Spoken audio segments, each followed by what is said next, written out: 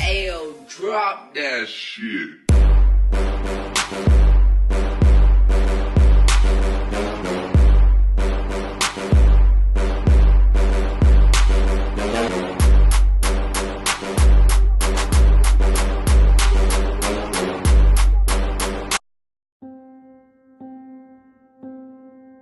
It was extremely difficult to get a visa for Hadi.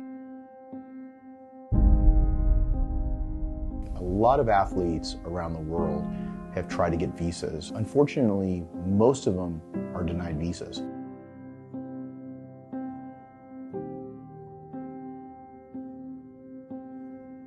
With bodybuilding, it's so independent and it's so difficult because it's a sport, but some countries don't recognize it as a sport. It made it that much more difficult to be able to get him into the United States. So we were on our own. We worked countless hours on making sure we did everything possible to be able to get his visa. Getting with the right people, making sure that people understand that there was a huge demand to be able to see Hadi Choopan in the United States and be able to be on the best stage with the best athletes in the world. A lot of people don't understand how difficult this was. I don't even know anyone who even had a presidential proclamation waiver visa given to them. So I don't even know if there was one that existed before the one that we were able to get for Hadi Choopan. That was our first win. It was getting him into the United States. But once we got him here, there was tears of joy. There was just really a huge amount of excitement that hit the internet. We literally felt like we broke the internet overnight when we posted the pictures of Hadi landing in San Francisco.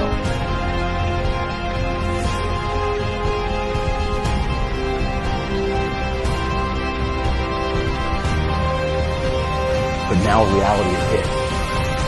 Now that he's here, is he going to be doing 212 or is he going to be doing open? He had qualified in Korea under the 212 division, and he had qualified in Vancouver by winning the open division. Now we had to decide, do we want to go after a 212 title or do we want to try to go up against the best of the best in the open division?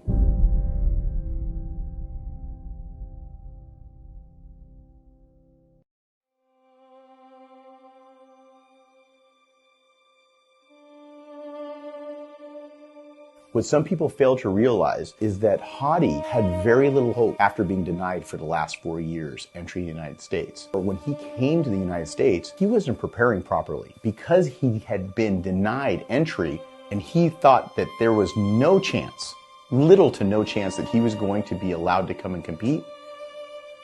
His diet suffered, his training suffered, the stress level was at an all-time high. Basically gives you the ability to say, hey, look, I'm kind of mentally checked out. And I really believe that he was partly checked out because he had zero hope of making it into the show this year. The reason why it took a while to decide between the 212 and the open class was because I knew when Hadi had gotten to the United States that he had lost some muscle compared to Vancouver. I knew that due to the stress, due to all of the different commitments he had between Vancouver and when he had his visa to come to the United States, he had a lot of different distractions. There was about 2 to 5 pounds of muscle that I felt that he had lost. So I wasn't 100% in the right mental space to say, yeah, he can turn around and do the open class. So we had to feel it out. And as he was training with me about 2 weeks prior to the show, I felt he got better and better. And that's when we decided a week out to go ahead and do the open class.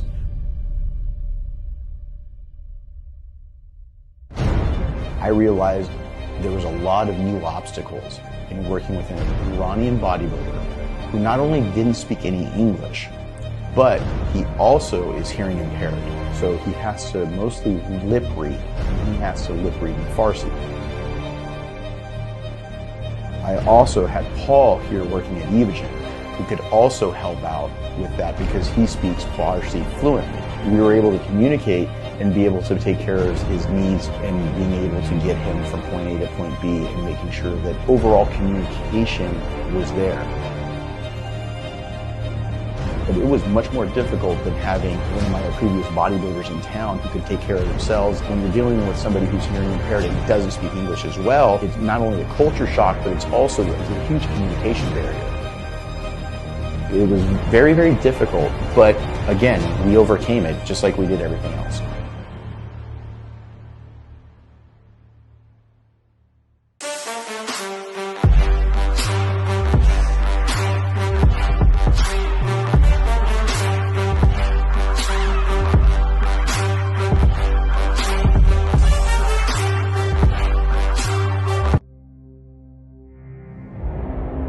A lot of people are realizing that the Iranian community, not just the people that are based in Iran, but the Iranian community gather around their athletes. And they do so at such a high level that there's a tremendous amount of pressure that's put on the athlete. All eyes were on Hadi and making sure that he was going to try to elevate not only him, but where he comes from. I'm proud of Hadi, because not only was he able to show a great physique, but he showed respect to the audience as well as the other competitors. Some people were asking, why did Hadi Choopan salute Dexter Jackson, 2008 Mr. Olympia? Because Dexter is an icon in the sport, and culturally, we are raised to be able to respect people who have earned that kind of respect that Dexter has after 20 years of competing at the highest level. I feel that that really helps elevate all of the competitors to be able to show, hey, look, this is how you're supposed to respect one another. So you can go to war on stage and battle it out and pose down, but at the end of the day, it's about a mutual respect. Ladies and gentlemen, your people's champion at the 2019 Olympia, Hadi. Oh, how about that?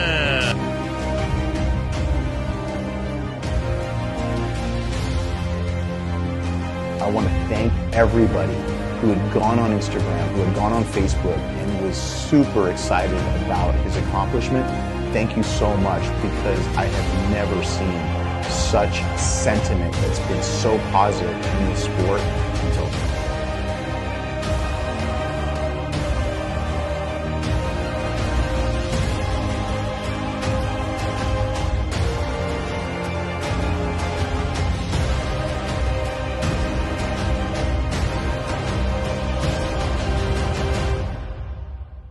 The most exciting part is the fact that this is just the beginning of this journey. Now you're going to be able to witness the whole process evolve before your eyes. So sit back and get ready, because you're going to witness a whole new version of Hadi Choopan in 2020. Keep it alive, we go!